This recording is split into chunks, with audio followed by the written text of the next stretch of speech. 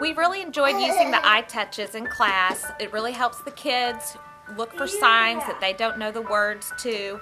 In a regular dictionary, they may not be able to read what the definition says, and so being able to see the sign and actually see it moving in action helps them to know what the word is without having to be able to read the whole definition. So it's really helped in our class. They also enjoyed just learning about the technology, playing some of the games, using it to practice writing and their spelling words with a tactile method. So it's really helped us. What do you like about the eye touch?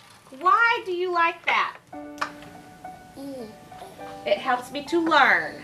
Well, it's helping me how to spell words, and it's helping me to make it to school. It's made a huge difference in my class. So lots of these kids don't have access to technology, and we're giving them tools that they can use later in life.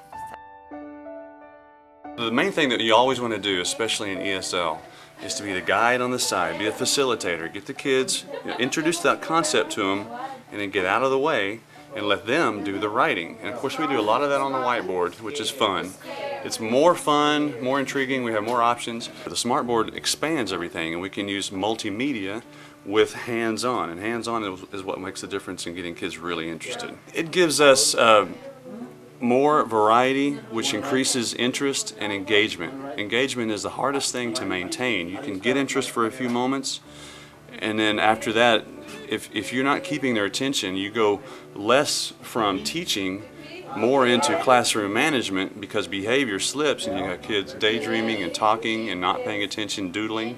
When you have this, you maintain engagement, and that's the biggest difference for me. Writing gets tedious for kids, and so any and every way that you can not only make it more interesting, the writing element of it, but the smartboard is so great because you can add images, you can use audio video like you saw us use, and then we use still art, clip art, and just combining different techniques to do the same thing over and over, because all the time you're teaching grammar, spelling, pronunciation, you're trying to get all the 4 things going. In ESL, we have listening, speaking, writing, and reading.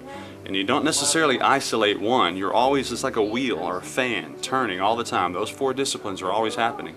So the smartboard is a good way to just go from speaking, listening, talking, Q&A, to writing, thinking, spelling, and then the kids relax and become more natural, and they flow with the language because everything's happening in a wheel. The better equipped you are, the more marketable you will be. The more marketable you will be, the better jobs you can get, the more money you can make, the more successful you are, the happier you are. All because someone allowed us to buy equipment that might not otherwise be available to them. In addition to our distance ramp, we also have a set of rockets for measuring trajectories. We have a wind tunnel for measuring aerodynamics. Acquiring inquiry equipment like this allows us to teach processes and skills as well as knowledge, so that when the student comes in, it enhances their motivation. It makes them look forward to coming to class because they are getting to actually do science, not just memorize science. The students will learn not only the basic formulas, but also the skills necessary to measure them, evaluate them, and represent them. These look like iPods, a smartboard, and laboratory equipment, but if you believe, they mean enhanced student engagement. If you believe, they're a key to a higher education. And if you believe, they build a gateway to a better life.